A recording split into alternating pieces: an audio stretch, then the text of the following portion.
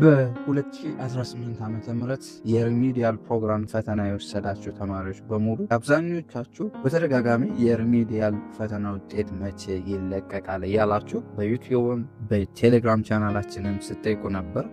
ዛሬ የ2018 ዓ.ም የሪሚዲያል ፕሮግራም ውጤት መቼ እንደሚለቀቅ በመረጃዎች ዲፔንድ በመሆን መቼ ሊለቀቅ እንደሚችል ዲቴል የሆነ ኢንፎርሜሽን እሰጣችኋለሁ። እስከ መጨረሻው ድረስ አብራችሁን ቆዩ። ከመጀመራችን በፊት ሆናችሁ ሰብስክራይብ በማድረግ ቤተሰብ ይሁኑ። አስተያየት ካላችሁ ደግሞ ኮሜንት ሴክሽን ላይ አስቀምጡልን።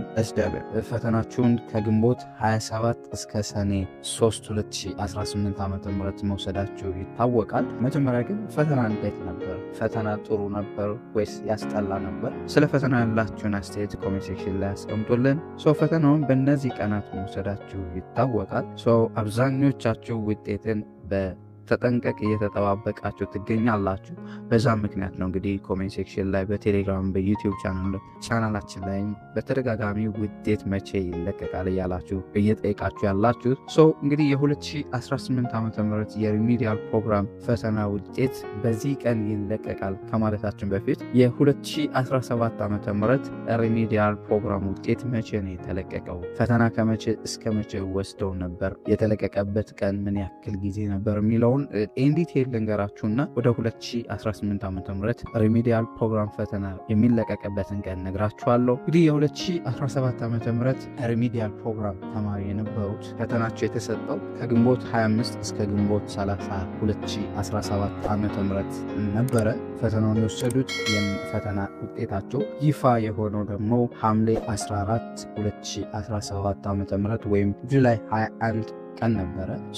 ልዩነቱን ስናሰላው ኦልሞስት 1 ወር ከ14 ቀን ያ ማለት 44 ቀን አካባቢ ነበረ። ከዚህ በመነሳት ወደ 2018 ዓ.ም ሪሚዲያል ፕሮግራም ውጤት ወደሚለቀቅበት ጊዜ ስንመጣ ኦልሞስት እንግዲህ የእናንተም በባለፈው የ2017 ሙሉ በሙሉ በትምህርት ሚኒስቴር ነበር ውጤቱ የተያዘው። አሁንም የእናንተም ሙሉ በሙሉ 100% ውጤት የሚያዘው በትምህርት ሚኒስቴር የተሰጣችሁ ፈተና ነው።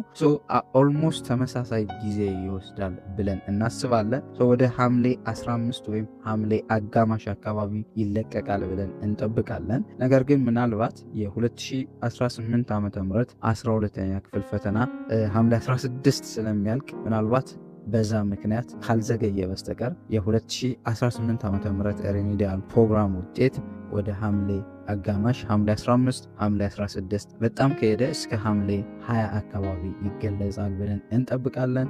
ይህንን አውቃችሁ በ2018 ዓ.ም የሪሚዲያል ፕሮግራም ተማሪ የነበራችሁ የተፈተናችሁ አይሆፕ አብዛኞቻችሁ 12ኛ ክፍልም ፈተና እየተፈተናችሁ ትኖራላችሁ። እየተፈተናችሁ ያላችሁም ልትኖሩ ትችላላችሁ። ገና የምትፈተኑ ልትኖሩ ትችላላችሁ።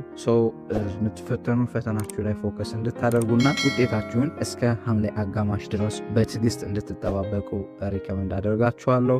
ውጤታችሁን በተመለከተ በተደጋጋሚ ለጠየቃችሁ ጥያቄ ያለኝ መረጃ ይህንን ይመስላል።